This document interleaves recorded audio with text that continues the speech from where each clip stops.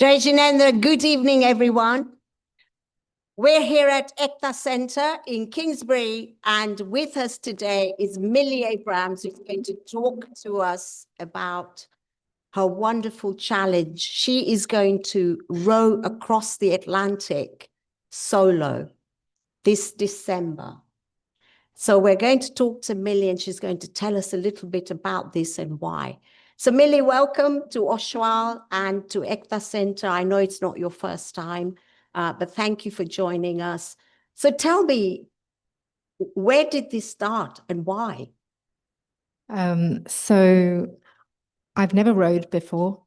So it hasn't come from a love of rowing, but I've always loved the ocean. When my son's 21 now, he's going to be 22 soon. When he was 7, we sold up everything. We were living in the Canadian Rockies. We sold up, bought a boat, and went to sail around the world because I love the ocean.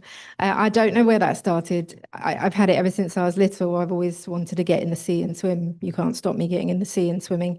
So yeah, I came from that. And when we were sailing, the Atlantic crossing was the best 3 weeks of our lives for all three of us. We loved it. It was for a million reasons, the stars and the dolphin, just everything, being alone. But I found it a little bit too easy, which was, I mean, it was difficult, but for me, I wanted it to be harder. And I said to my husband, one day I'm going to go back and do this in a much more challenging way. And at the time I thought it'd just be in a really small boat with no power or something. And then, yeah, this came up. I met someone who was doing it and realized that maybe it's not only for Ironmen and people that climb mountains, which is what I thought it would be for. And yeah, I pretty much instantaneously decided I needed to go row across the Atlantic. I don't know. You're celebrating a milestone birthday coming up in December. Did the birthday have anything to do with this need to go and do this? Yeah, so I'm going to turn 50 while I'm out in the middle of the ocean, but I think it was just mainly it was a happy coincidence. Like it made me push to do it this year, even though this year was not practical for the race the organizers. It was full and oversubscribed, but I pushed really hard for doing it for when I didn't want to wait another year. And 50 cents, it just seemed like a good idea. Yeah. So earlier you were telling me there are 44 teams at the start line. How many people are doing this solo though, like you? Yeah, so this year's the biggest race there's ever been. So 44 teams, and out of the 44, this is the biggest number of solos they've ever had. And there's 9 of us confirmed solos and 2 of us are female this year. 2 females. So I guess great to say, oh, this is something I'm absolutely going to do before I'm 51 years old. Tell me a bit about the challenges, the training, because it's not like getting up and saying, actually, I'm going to drive a car in a race. So the hardest part for most people is just getting to the start line. It's an average of 4 years it takes to prep for a campaign like this. People take between sort of 6 years and maybe 3. I gave myself 18 months, but I do everything quite quickly. So hopefully I'll cross quite quickly as well. But yeah, the challenge is, it's huge. There's tons of training, there's tons of exercise, there's lots of courses and safety courses and communications courses and weather, and there's the buying of the boat, raising all the money, learning to use all the equipment, and then just getting out there and doing all the training and the rowing off the coast of the UK, which is treacherous because there's a lot to hit out here and the wind is fluky. So I've got a full-time job. I run a business, so it's more than a full-time job. I work crazy long hours. And then this has been like a second full-time job on top for about 18 months now. So it's pretty tough. Yeah. So tell me about the boat, because you bought that and you've been training on that boat in all sorts of waters, mainly in the UK. The journey out there is going to be very different weather probably. So what is so special about the boat?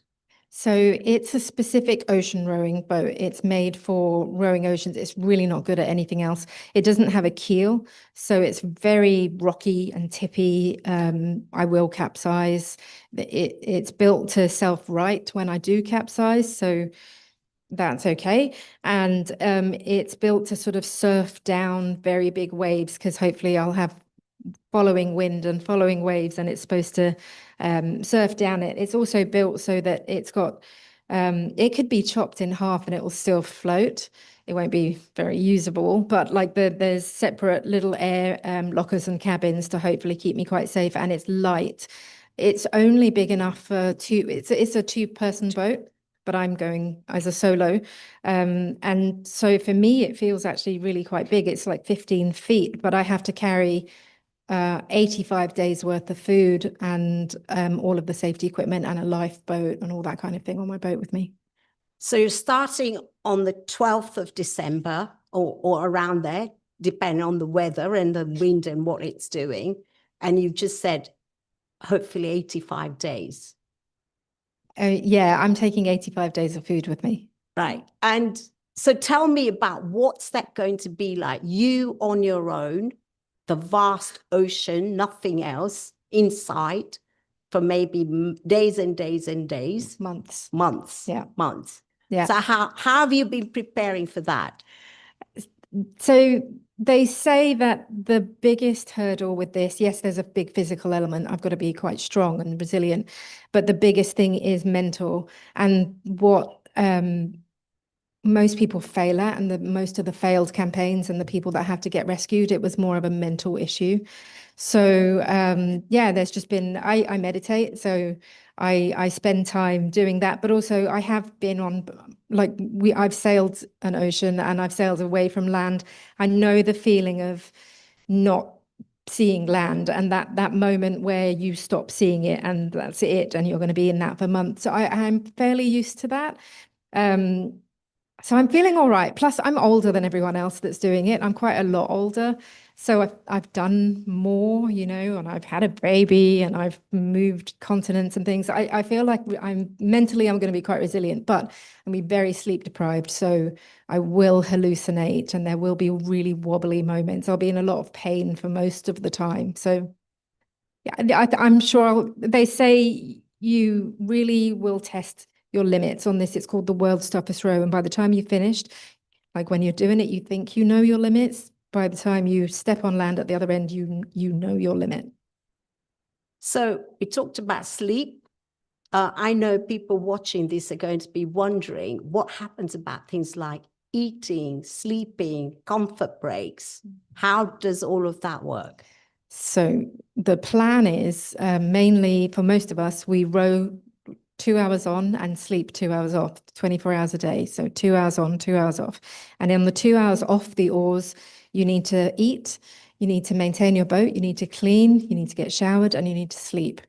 So I have maybe like a 90-minute window interspersed within that 24-hour period to get my sleep in. And what's been the most challenging thing in the prep that you're trying to do currently? I think probably the time, like there's just a lot. And I've had some physical challenges. I dislocated my knee, and there's just been other sort of injuries that have happened along the way. But the biggest challenge, yeah, I think it's been, I don't enjoy the fundraising side of it. I don't like that. So I put that off. I haven't enjoyed that. But yeah, time.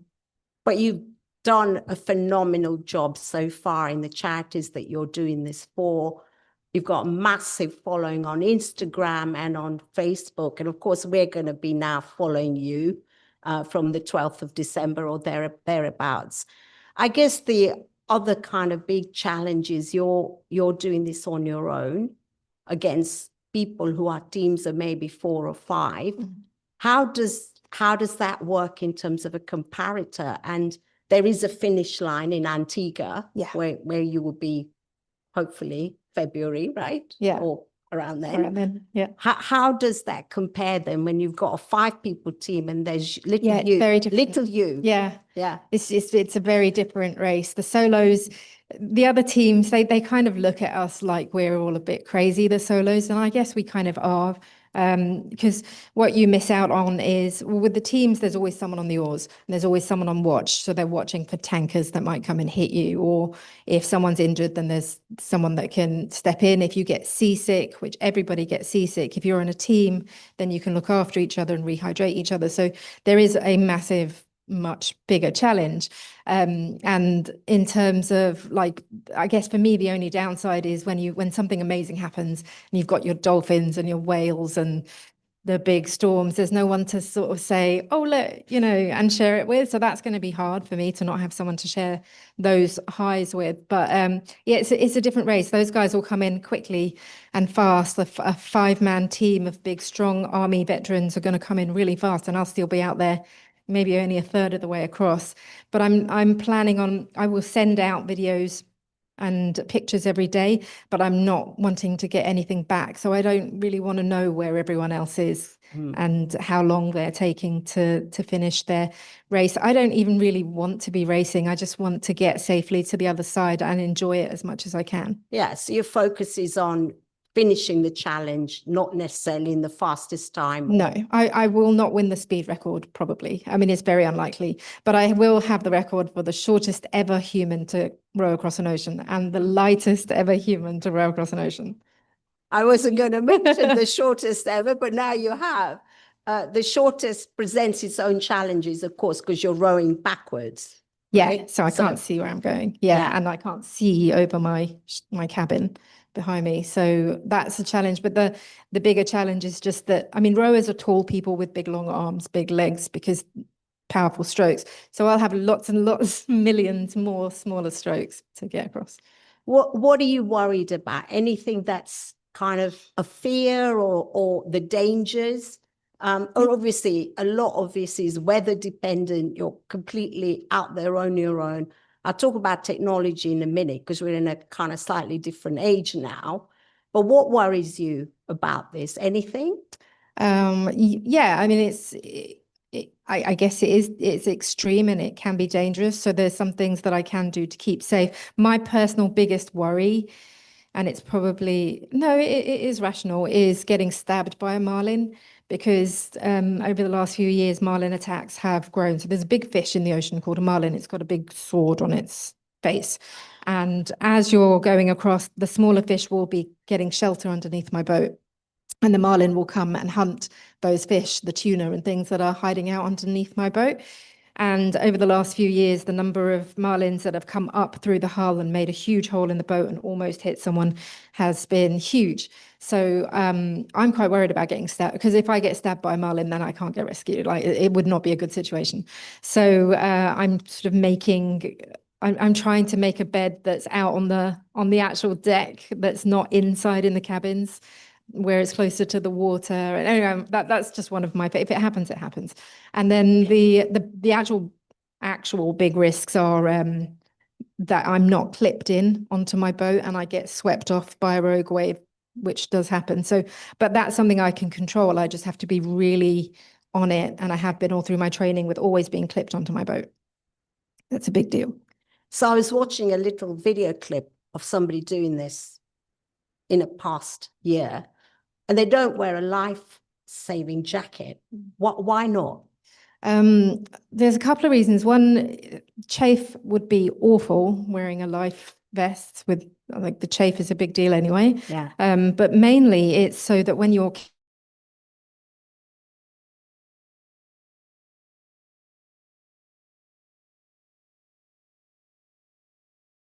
your boat without having something that's pushing you and pinning you.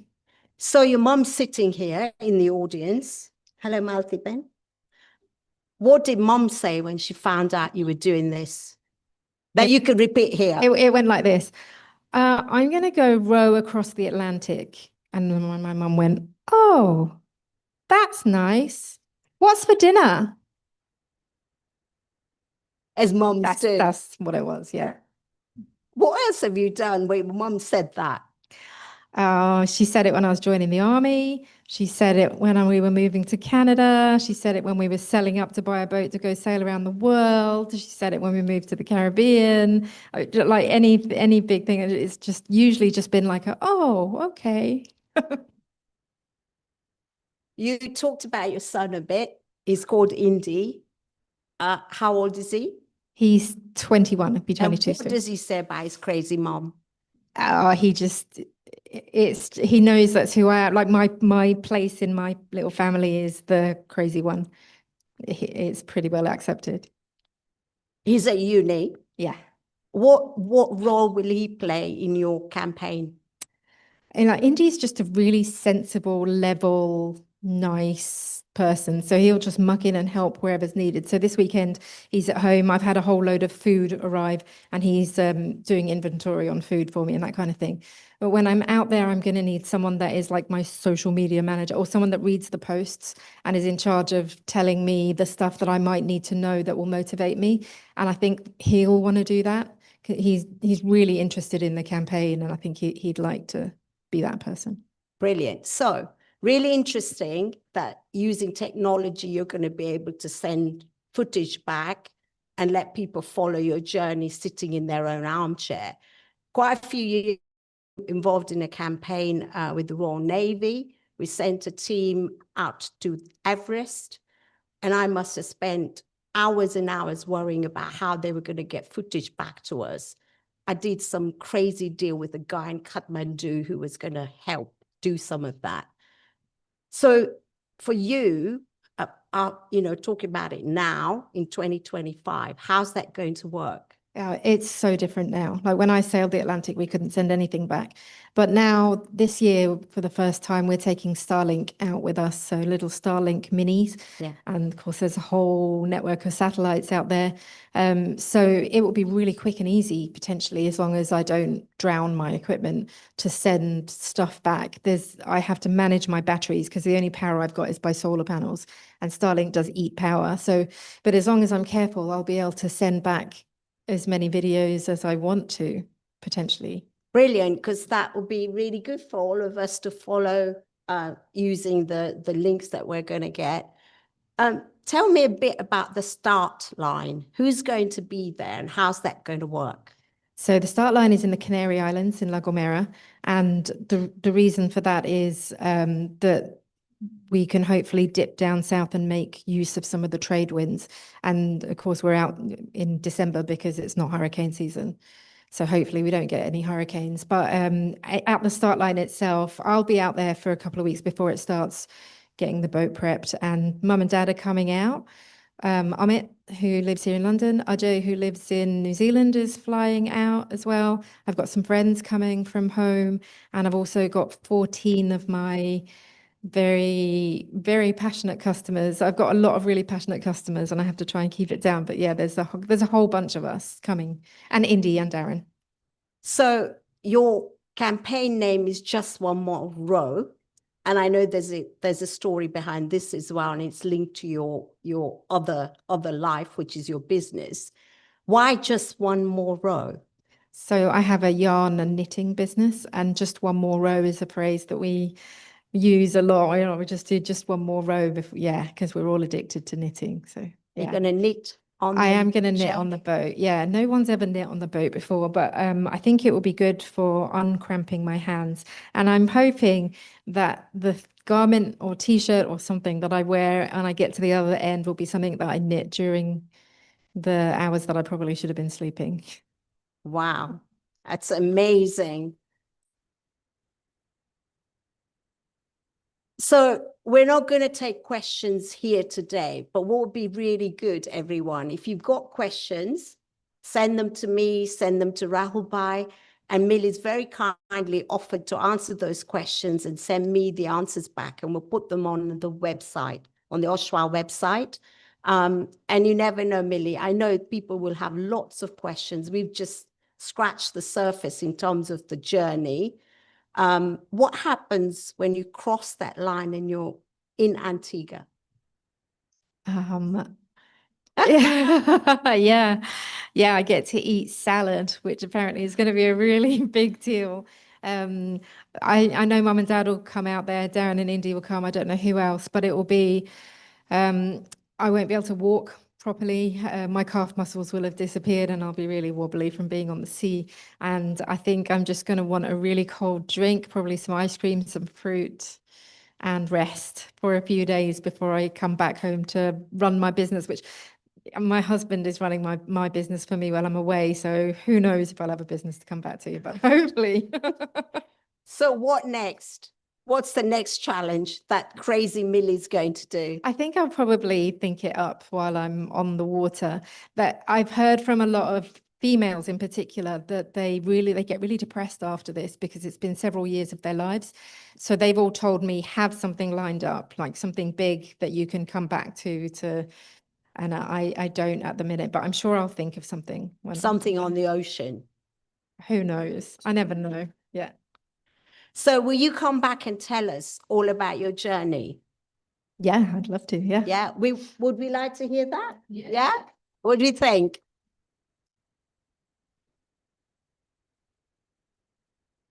It's been really interesting to hear you talk about the challenge, the journey, the training. And a lot of us, I think, get stereotyped, even in our careers. Oh, what's she doing? She's not a doctor. She's not a dentist. She's not an accountant. I used to be an accountant. Have you felt that? Have you ever been in that situation, and how have you overcome that? Yes. Being underestimated, yeah, like my whole life. So yeah, because I'm quite little, and then I was in accounting, and I was in a very male-orientated accounting job, and I was in the army and underestimated. Yeah, I love it. I love to prove people wrong. It's fuel to my fire to know that I've been underestimated. I am being underestimated for this too. There's plenty of people that think that I can't make it, or that women my age can't make it. I'll be the fourth woman ever at this age. There's been 7,000 something people climb Everest. There's only been 1,000 something that have ever rode an ocean. And out of that, only 300 something have been women. So yeah, we get underestimated, but I'm gonna do it anyway. What would be your advice, or what would you want to say to somebody who's got this amazing dream in mind, full of challenges, but don't know where to start and don't have the resources to do it? What would you say to them? I mean, like for me, it's always just been about getting out of comfort zones. My whole life is that's where the juice is. Like that's where it is. And you just need to make that first step and then make that second step. But also, I don't think you should get caught up in the planning. You just need to take a step and declare to people that you're going to do it, and it will happen. Thank you very, very much for joining us. It's been such a fantastic, such a lovely conversation. Malti Ben, તમને કાંઈ કહેવું છે? What's for dinner? You must be very proud. Extremely proud. Well, I wish you the best of luck on 12th of December or thereabouts. We'll be watching with interest and listening, and come back and tell us all about it. And thank you so much for making the time today.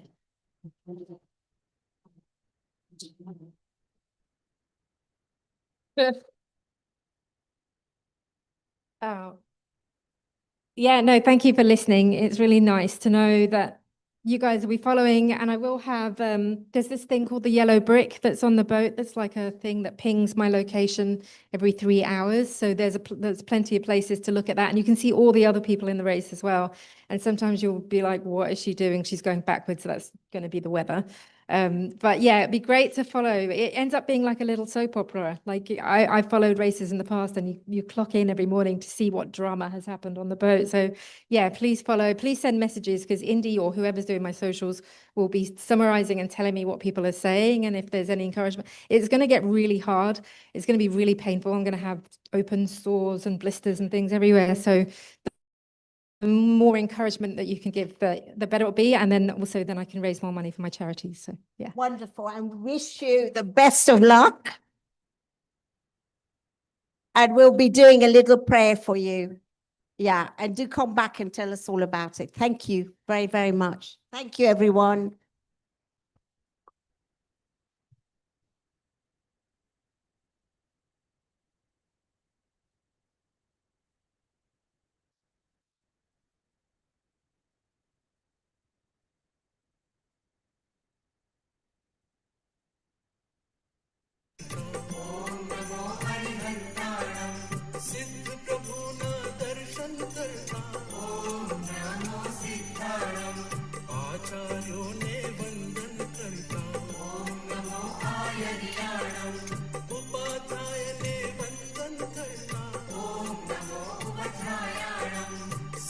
साधुने वंदन करता